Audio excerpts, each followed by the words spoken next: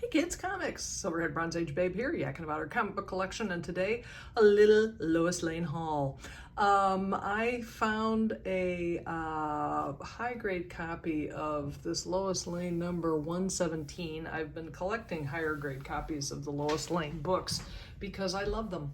And I finally found a framing system that works for these 48-page 25-cent books from the 70s. This is a comic capsule and fits nicely into short boxes and pretty convenient. It's a slight step up from top loaders, so I'm happy with that. My comic book shop over at I did a lovely video, by the way, if you haven't seen it, a couple weeks ago about visiting my comic book shop. And one of the reasons I love them is because they know that I collect Lois Lane on the covers. So they helpfully pulled this Action number 1067. This is a variant cover with Lois Lane on it, and how great is that, seriously. I haven't been reading Action, so, you know, looks like they're starting a new storyline challenge from the stars, so I haven't read that. But what I did read is another new feature called Lois and Clark in Love and at Work. And I wish I could say that, boy, this writer really gets Lois Lane. But I fear the answer there is no, because the first few pages start out with Lois and Clark coming to work on a Monday morning, and Lois is whining because she just doesn't think that people are buying her as the editor-in-chief now that Perry White is no longer editor over at the Daily Planet, and she's really mopey and whiny, and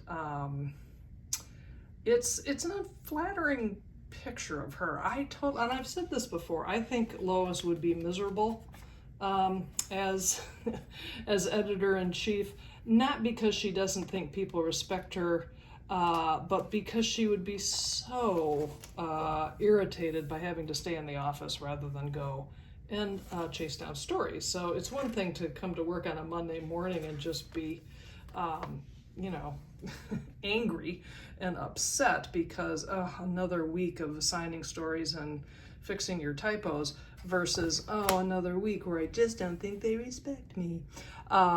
Sorry, that misses the mark for this Lois Lane fan. The other thing I wanted to show off is I found on the eBay, and I've had a couple of these cards in the past, but little Lois Lane trading cards and game cards. What Lois Lane collection is complete without these kinds of things? I have absolutely no idea. Ally, Universe, some kind of game? I don't know. I'm old. I don't play these kinds of things. But I thought that was a nice depiction of Lois Lane, as is this. That screams 1980s to me. And then this one I've had for a while. This is, that is Lois of the 1970s. And this also, I've had this one for a while too.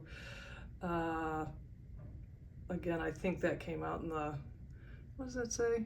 78. That's kind of cool. And then, actually, let me reach over here. I had to get a couple packs of this. These are Superman playing cards, and they're super, super cool. I had to get a couple sets because I knew I was gonna wreck one of them because I needed to keep the Lois Lane card separate from that, our Queen of Spades right there. But, so in any event, that's a little bit Lois Lane haul. I hope everyone is enjoying their summer. Thanks so much for stopping by, and I'll see you next time.